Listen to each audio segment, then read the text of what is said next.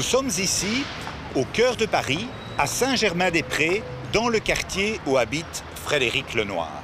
Frédéric Lenoir est un essayiste et un historien français spécialiste des questions de spiritualité et de religion.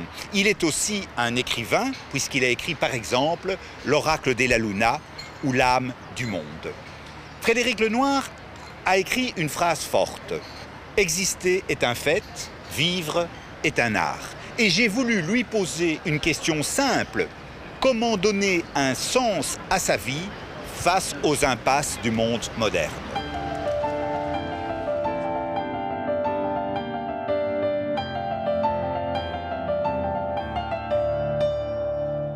Frédéric Lenoir, vous avez écrit il y a quelques années un très beau petit livre, un traité de vie intérieure, où vous dites « Exister est un fait, vivre est un art ».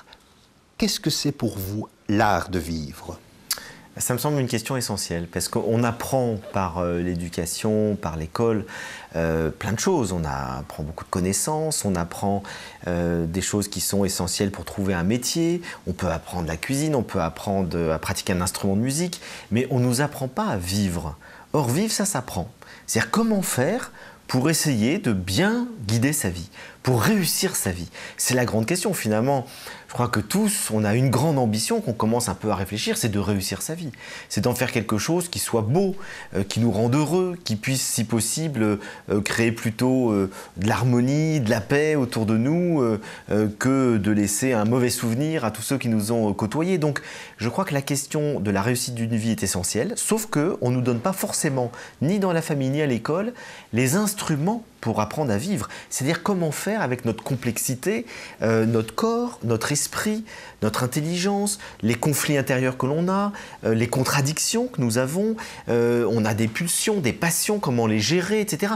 Donc tout ce que les anciens appelaient la sagesse, c'est-à-dire la connaissance de soi et le travail sur soi, n'est plus du tout enseigné aujourd'hui.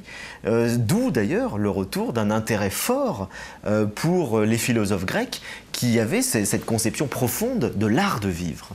Est-ce que ça veut dire, d'une certaine manière, que c'est un échec des grands mythes, des grandes religions monothéistes qui donnaient du sens de la vie, des religions, je dirais, de salut terrestre, comme le marxisme, la révolution, le progrès, tout l'esprit de l'évolution des sciences et des techniques depuis le siècle des Lumières? Est-ce qu'aujourd'hui, finalement, le sens de la vie s'est réduit à la consommation, à l'accumulation de biens et de services? Quel est le regard que vous portez sur ces différentes possibilités de se réaliser? Je crois qu'on assiste quand même à un triple désillusion ou triple échec, si vous voulez, pour reprendre votre terminologie, à la fois des grandes religions instituées, du politique et de l'idéologie libérale consumériste. Les trois montrent leurs limites. Les grandes religions, on a vu qu'au cours des derniers siècles, il y a eu de plus en plus un raidissement dogmatique. On s'est beaucoup plus concentré sur une morale, sur le dogme, c'est-à-dire sur qu'est-ce qu'il faut croire, qu'est-ce qu'il ne faut pas croire, qu'est-ce qu'il faut faire et qu'est-ce qu'il ne faut pas faire, plutôt que de donner du sens et d'apporter une nourriture spirituelle qui permette aux gens qui se posent des questions d'avoir une vie intérieure. Et donc je dirais qu'il y a eu un dessèchement des religions qui se sont sclérosées et qui sont devenues de plus en plus ou cérébrales, ou moralistes, ou formalistes, et puis qui de plus en plus de nos jours, dans le contexte de la mondialisation, sont dans des crispations identitaires, avec beaucoup de fanatisme. Donc tout ça a éloigné considérablement les gens de la religion. Et puis, le politique a été une sorte de religion de substitution. Donc on a cru qu'on allait changer le monde, rendre le monde meilleur à travers les grandes idéologies politiques. Et puis on a vu les désastres du XXe siècle, ce que ça a donné, les millions de morts dans les goulags, le nazisme, etc. Et donc le nationalisme, les guerres de 14-18, c'était épouvantable au nom de la nation. Donc finalement, une désillusion du politique qui conduit à un ravage au lieu de conduire à une amélioration du monde. Et puis alors du coup, on s'est jeté à partir des années 80 dans l'argent, le culte de l'argent, le consumérisme, l'idéologie libérale, néolibérale qui consiste à dire plus vous aurez d'objets, plus vous serez heureux. Et on s'aperçoit non seulement que c'est faux, parce que ce n'est pas du tout les objets qui rendent les gens heureux, et puis on s'aperçoit aussi qu'on ne peut pas vivre en pillant la planète et les ressources de la planète qui sont limitées, et donc on ne peut pas aller vers une croissance infinie, vers une consommation infinie. Donc finalement, on se retrouve aujourd'hui avec cette conception qui me semble beaucoup plus juste, que ce n'est pas par des grandes idéologies qu'on va changer le monde et soi-même, c'est plutôt par un travail sur soi, que chaque individu doit faire pour s'améliorer, pour se connaître, pour essayer de progresser. Et ça répond bien, je dirais, à la phrase de Gandhi, « Soyez le changement que vous voulez dans le monde ». C'est parce que chacun d'entre nous va se transformer, va vivre autrement, va avoir un autre regard sur le monde, un autre mode de consommation, plus équitable, plus intelligent, plus sobre, qu'on va pouvoir améliorer le monde. Il faut faire d'abord une révolution intérieure pour qu'il y ait une vraie révolution aujourd'hui des consciences à un niveau global. Et donc c'est la somme de cette révolution des consciences individuelles qui pourra un jour créer progressivement, par contamination, par exemplarité, plus que par idéologie, finalement une transformation du monde en profondeur.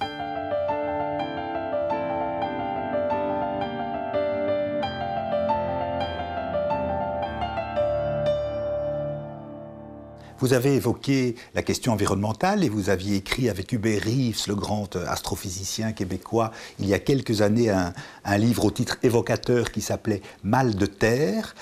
Comment est-ce que vous voyez aujourd'hui la question de notre rapport à la nature? Est-ce qu'un des chemins vers le sens de la vie, cet art de vivre, ce n'était pas de retrouver un lien plus harmonieux avec le monde qui nous entoure, un peu comme il y avait le cosmos justement dans les sagesses grecques? Tout à fait. Je crois qu'un des drames de l'Occident, c'est de s'être beaucoup trop coupé de la nature. Et au fond, ça a commencé avec le monothéisme. C'est-à-dire que le monothéisme, c'est une rupture entre l'homme et le monde naturel, parce que la croyance d'un Dieu qui crée le monde ex nihilo et qui demande aux hommes de le dominer, de le maîtriser, ça crée une séparation entre l'homme et la nature, et donc en dominant la nature, progressivement, il va l'exploiter. Et puis, il y a eu la rupture cartésienne ensuite. C'est-à-dire que vraiment, la conception de Descartes, c'est le monde, c'est complètement mécanique. Ce sont des choses, l'univers, ce sont des objets. Et l'homme peut tout à fait être aussi le possesseur, hein, c'est dit tel quel, maître et possesseur de toute chose. Et donc, ça a facilité, je dirais, le capitalisme industriel qui a quantifié tout. En vue d'un rendement et en vue d'un gain. Et donc finalement, on est dans une logique quantitative. On regarde le monde, la nature, uniquement en tant que ça peut nous apporter de l'argent, un meilleur rendement, etc. Alors qu'un des éléments essentiels, je crois, de l'équilibre de l'être humain, c'est de se sentir inséré dans une nature vivante, dans un monde vivant, dans un cosmos, comme vous le disiez, à la manière des anciens, de se sentir faire partie d'un tout et d'être relié à ce tout. Donc l'homme a besoin, je crois, pour son équilibre, profondément, et de se relier à un cosmos vivant et pas simplement de considérer le monde comme un lieu qu'il peut exploiter pour gagner de l'argent. Et je crois que ça fait partie non seulement de l'équilibre de l'être humain, mais en utilisant le monde et en l'exploitant, il est en train de déséquilibrer tous les écosystèmes extrêmement complexes de la planète, et ça peut avoir des conséquences dramatiques. Parce qu'on ne sait absolument pas jusqu'où la Terre va supporter la pression extrêmement forte que l'homme est en train de faire avec la consommation dans laquelle on est parti sur le plan mondial, avec la Chine, l'Inde, etc. Donc on ne sait absolument pas jusqu'où les écosystèmes vont supporter cette pression de l'activité humaine. Et beaucoup de spécialistes aujourd'hui, et là je ne parle pas de philosophes, mais vraiment de scientifiques spécialistes des climats, etc., nous disent qu'il peut y avoir un basculement irréversible dans lequel il y a un effondrement des écosystèmes, et du coup ça rendra la vie humaine impossible sur Terre.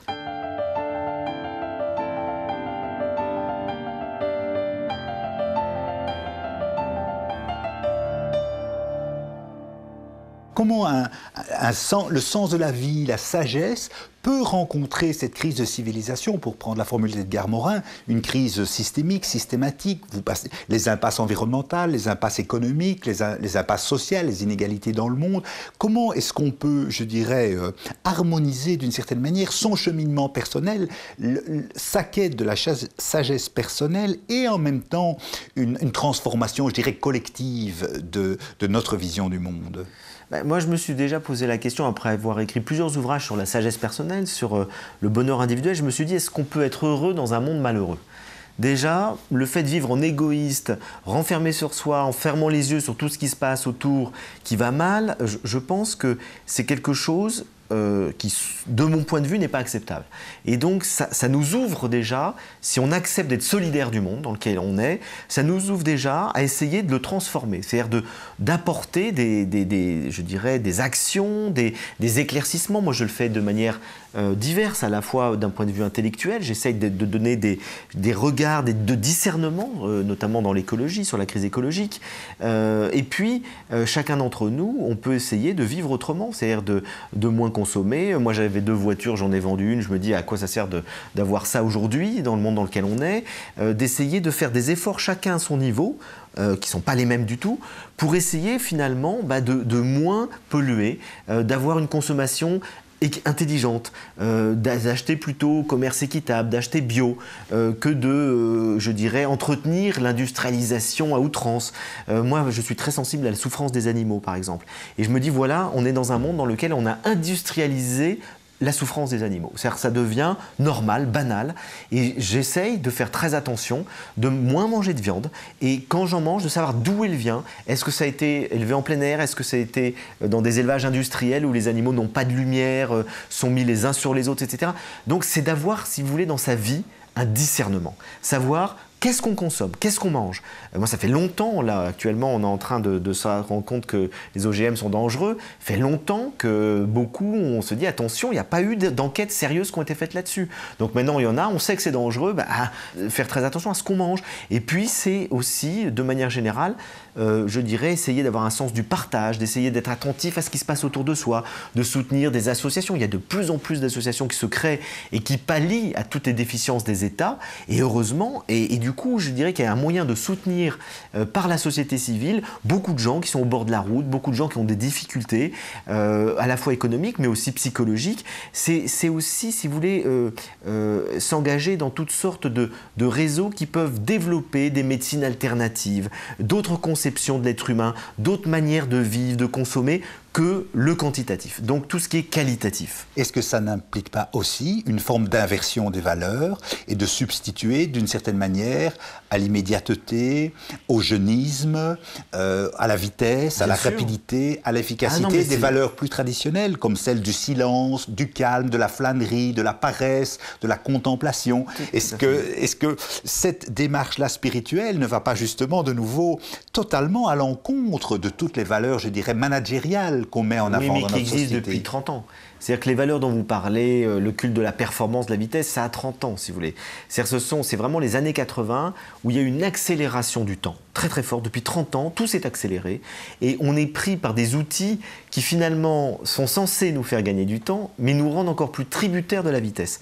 Et on se rend compte que maintenant, si Internet ne va pas très vite, on est totalement paniqué, on vit dans le stress de la vitesse de nos machines, qui nous amène à tout faire plus vite.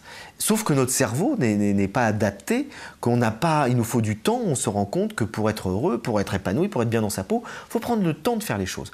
Il faut prendre le temps de réfléchir. Et qu'on a des outils qui vont trop vite, on n'a plus le temps de réfléchir. On suit la vitesse des outils. Et de manière générale, vous avez raison, je crois qu'on redécouvre des valeurs qu'on avait, nous, enfants, ou qu'avaient nos parents, nos grands-parents, qui sont de prendre le temps de vivre, d'avoir un peu de silence, de savoir se retrouver seul, de ne pas être connecté tout le temps. Moi, quand je pars en vacances, je mets un message sur mon portable, je ne suis pas disponible, ne laissez pas de message. Et donc, d'arriver à se couper pour ne pas être en permanence sollicité, sous pression, en réseau, connecté. Voilà, on est connecté tout le temps. Eh bien, il faut déconnecter. Et ça, je dirais que c'est très sain de redécouvrir ça. C'est un peu angoissant au début. C'est-à-dire qu'on est habitué à être pris dans ce rythme-là, on a beaucoup de mal à le faire. Et puis progressivement, on s'aperçoit que ça nous permet de respirer, de contempler, de regarder le ciel, de se dire mais il fait beau, et on prend 5 secondes pour respirer, et tous ces temps de respiration, ça nous transforme. Ça nous permet finalement d'être beaucoup plus détendu, d'être moins stressé, et après on ne rentre pas dans ce cycle infernal du stress, de la médication. Vous savez qu'en France, on est les plus grands consommateurs de psychotropes.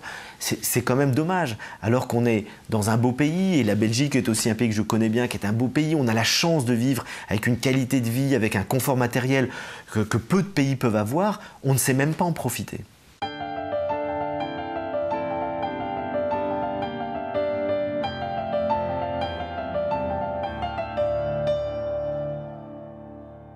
quelle est la recette, d'une certaine manière, du bonheur de Frédéric Lenoir? Est-ce que c'est un plat, une pizza où il y a un peu de bouddhisme, un peu de christianisme, l'esprit de Jésus-Christ, un peu de Spinoza, un peu... Qu'est-ce que vous diriez à nos téléspectateurs, le premier pas, je dirais, pour démarrer cette sagesse au-delà, je dirais, d'une manière d'être? Qu'est-ce qu'il faudrait, puisque vous êtes un écrivain, vous êtes un romancier, vous êtes un homme de lettres, l'importance de la symbolique de la langue, des mots. Qu'est-ce que vous proposeriez? Moi, je dirais deux choses, toutes simples. La première, c'est de faire ce pourquoi on est fait. Je crois que c'est la principale clé du bonheur. C'est-à-dire que lorsqu'on est à sa place, on est heureux. Et on a tous une singularité, une aspiration, quelque chose dans lequel on peut se réaliser. Si on est à côté de ça, comme le sont malheureusement beaucoup de gens qui font un métier alimentaire qui ne leur correspond pas du tout, ou qui sont engagés dans des engagements divers qui ne leur correspondent pas, là on est malheureux. Alors que quand on est vraiment un poète qui écrit de la poésie, un musicien qui joue du piano, un écrivain comme moi qui écrit, je suis heureux. Et je suis heureux n'importe où. Il y a eu des périodes dans ma vie où j'avais pas du tout d'argent, il y a eu des périodes où j'ai eu beaucoup plus d'argent. J'ai toujours été heureux de la même manière parce que je faisais ce que j'avais envie de faire. Voilà la clé. Et vous saviez ce que vous vouliez faire? Oui, je l'ai identifié. Mais je l'ai identifié assez jeune, c'est vrai. Mais donc la première chose, identifier ce pourquoi on est fait et tout mettre en œuvre dans sa vie pour le faire. La deuxième chose, je dirais, c'est dire oui à la vie. C'est-à-dire d'accepter les événements comme ils se présentent, sans se révolter en permanence. On passe son temps à se révolter contre ce qui arrive. Donc on tombe malade, on est furieux, on est en colère, on va perdre du temps, etc. et tout. On perd notre emploi, on a une difficulté, on est désespéré, notre conjoint nous quitte, c'est la fin du monde. Et donc finalement, on se révolte en permanence contre ce qui arrive et qu'on ne peut pas toujours maîtriser. Et je pense qu'une des clés du bonheur, c'est d'accepter les choses comme elles sont. Ce qu'on peut transformer, on le transforme. Comme dit Épictète, ce qui dépend de nous, on le transforme, on l'améliore, on va au mieux de ce qu'on peut faire. Et ce qui ne dépend pas de nous, ce qu'on appelle le sort, le destin, le hasard, je sais pas, mais ce qui ne dépend pas de nous, l'accepter. Et du coup, on s'aperçoit qu'on traverse les crises avec beaucoup plus de joie, parce que finalement, on aime la vie comme elle est, avec ses hauts, avec ses bas, avec les choses qu'on ne peut pas maîtriser. Et moi, quand je tombe malade, plutôt que de commencer par m'énerver, etc., je me dis peut-être que la vie m'envoie ça pour que je me repose un peu, pour que je fasse autre chose. J'ai peut-être quelque chose à comprendre. Il y a peut-être quelque chose qui n'est pas juste dans ma vie. Donc essayez de comprendre les messages que la vie nous envoie.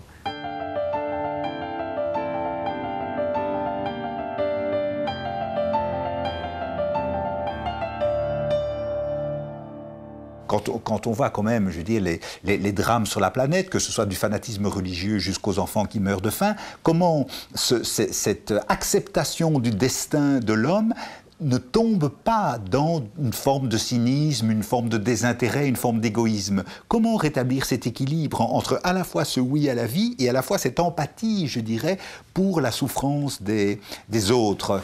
L'un n'empêche absolument pas l'autre. C'est-à-dire qu'on peut tout à fait... Justement, je pense que quand on dit oui à la vie, on accepte aussi le mal. On accepte le mal. Et donc, on se sent concerné, si vous voulez. On se sent concerné pour soi-même. Lorsque un mal nous arrive, on l'accueille, on ne le refoule pas, on ne dit pas non, pas moi, on l'accueille. Et quand on rencontre le mal chez les autres, on est dans la compassion. On est dans la compassion parce que, justement, on se sent concerné par le mal, parce qu'on se sent concerné par la vie telle qu'elle est. Et donc, ce sont souvent les gens qui refusent le mal, qui ne sont pas dans la compassion, parce qu'ils ne veulent pas en entendre parler. Ils ne veulent pas entendre parler de la souffrance. Ils ne veulent pas la voir, ni pour eux, ni pour les autres. Lorsqu'on accepte la vie dans sa complexité, telle qu'elle est, avec ses hauts, ses bas, etc., on l'accepte pour soi et pour les autres. Donc, il n'y a pas du tout d'opposition. Quand Spinoza dit plus je me connais, plus je suis moi-même. Ce que je trouve une très belle formule, qui est au fond le chemin de la sagesse, est un chemin aussi vers la connaissance, vers la compréhension progressive de toute la complexité du monde. Ce qui est capital, c'est de se connaître soi-même. Parce qu'effectivement, depuis Socrate, c'est une formule consacrée, mais qui est extrêmement juste, simple et juste, c'est que je trouverais dommage de vivre les yeux fermés, c'est de manière inconsciente. Ça me paraît très important d'avoir une conscience de soi. comment je fonctionne, qui je suis, quelles sont mes motivations, quels sont mes a priori, mes préjugés. On a tous plein d'a priori et de préjugés, parce qu'on est dans une culture qui nous transmet à la fois des choses vraies et des choses fausses. Parce que nous-mêmes, on s'aveugle sur certaines choses, qu'on ne veut pas voir certaines choses, ça ne nous arrange pas. Et donc, il y a tout un travail, je dirais, psychologique et philosophique à faire pour se connaître et pour essayer de comprendre vraiment qui nous sommes dans notre singularité, ce que Jung appelle le processus d'individuation. Qui je suis vraiment, ce que je disais tout à l'heure sur la singularité de ce pourquoi je suis fait. Donc se connaître, ça permet vraiment de savoir qui je suis, ce que je dois faire, qu'est-ce qui me convient, qu'est-ce qui ne me convient pas, quelles sont mes tentations, vers quoi je peux tendre mais qui n'est pas juste. Et donc lorsqu'on se connaît bien, je dirais qu'on est lucide sur soi-même et du coup, on peut avoir une vie avec un discernement. On peut savoir pourquoi on agit. Ce qui n'empêche pas que, d'ailleurs, on ne change pas toujours en mieux. Il y a des choses, moi, je vous dis très franchement, j'essaye de faire un travail sur moi depuis 30 ans. Il y a des choses, je sais qu'il faudrait que je fasse ça, je n'ai pas envie de le faire. Mais je sais que j'ai tort de ne pas le faire. Ça ne veut pas dire que je suis un saint, voilà. C'est-à-dire qu'il y a plein de choses que je n'arrive pas à faire. Mais je sais que c'est ça que je devrais faire. Et lorsqu'il y a un enjeu important, j'essaie de me changer, de me transformer. Parce que je me dis, il y a un enjeu important, soit je fais trop souffrir les autres, soit il y a quelque chose qui va me conduire à quelque chose de peut-être quelque chose de dramatique ou un problème de... Donc, on peut, à certains moments, prendre des décisions fortes, courageuses, mais c'est essentiel, quoi qu'il arrive, de savoir vraiment qui on est et ce qu'on veut, et de prendre les moyens qu'il faut ensuite dans la vie pour arriver justement à organiser sa vie en fonction d'un but qu'on s'est donné, en fonction d'un idéal qu'on a, d'un rêve qu'on a envie de faire. Et tout ça passe par la connaissance de soi, le travail sur soi.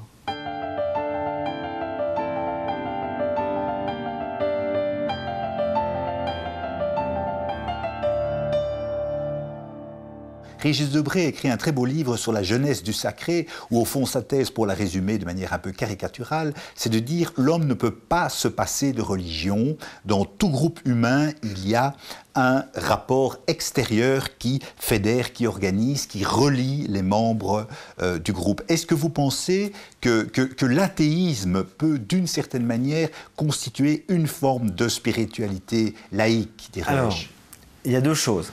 Par rapport à ce que dit Régis Debray, je suis tout à fait d'accord avec lui sur l'analyse politique. C'est-à-dire, au fond, toute société a besoin d'une transcendance qui le dépasse et qui permet aux différents membres de se relier entre eux à travers cet invisible qui les dépasse. Donc, on ne peut pas vivre en société si on n'a pas, pour dire les choses simplement, des valeurs communes. Mais ces valeurs ne sont pas nécessairement religieuses. Et donc, oui, on peut vivre dans une société en étant athée, et en partageant des valeurs qui ne sont pas nécessairement des valeurs religieuses, c'est-à-dire qui ne font pas nécessairement référence à Dieu, par exemple, ou à un au-delà. Mais je vais vous donner un exemple de valeurs. Aujourd'hui, quelles sont les valeurs? Quel est le sacré de nos sociétés modernes européennes? Les droits de l'homme. C'est le sacré des sociétés modernes européennes. Ce qui fédère tout le monde, c'est les droits de l'homme. Le respect de l'être humain, le respect de la vie, l'égalité de l'homme et de la femme, l'égalité de tous les êtres humains, la liberté de conscience, la liberté d'expression. Voilà quelque chose qui fédère. Et les gens qui se mettent à dire non, finalement, les femmes sont inférieures, non, finalement, les homosexuels, ce sont des sous-humains, non, finalement, il n'y a pas d'égalité, il y a des êtres qui sont nés pour être des esclaves. Et ces gens-là sont mis au banc de la société, si vous voulez. Parce que c'est un discours qui va contre le sacré de notre société, qui sont devenus depuis 2 siècles les droits de l'homme. Et ce sont des valeurs laïques. Ce ne sont pas des valeurs. Alors évidemment, les droits de l'homme, dans un premier temps, ont été religieux. C'est-à-dire qu'on respectait la dignité de l'être humain pour des raisons religieuses. C'est le message des évangiles. Et puis, à partir du XVIIIe siècle, les droits de l'homme se sont laïcisés. Et à partir de Kant et des Lumières, on a fondé en raison, même si, bon, certains peuvent se dire, comme Nietzsche, qu'est-ce qui nous prouve que c'est vraiment rationnel, les droits de l'homme? Mais peu importe, pour moi, ça n'a pas d'importance. Ce qui compte, c'est que les termes, on va dire simplement de liberté, d'égalité, de fraternité, sont reconnus par tous, ou par l'écrasante majorité d'une population, dans un espace de civilisation comme le nôtre, qui est la civilisation européenne, comme étant des valeurs sacrées. Et c'est ce qui nous permet de vivre ensemble. C'est ce qui nous permet de dénoncer certaines choses. C'est ce qui nous permet finalement d'avoir un consensus social sur quelque chose d'essentiel. Alors que dans d'autres sociétés, par exemple dans le monde musulman, c'est la foi qui fédère l'essentiel des gens. Donc c'est une valeur fondée sur Dieu. Donc vous voyez, on peut avoir à la fois des valeurs religieuses et des valeurs profanes, mais dans tous les cas, elles sont transcendantes, et je rejoins Régis Debray, c'est-à-dire qu'elles dépassent chaque individu pour donner, si vous voulez, un sens commun au vivre ensemble. Frédéric Lenoir, un tout grand merci à vous. Je vous en prie.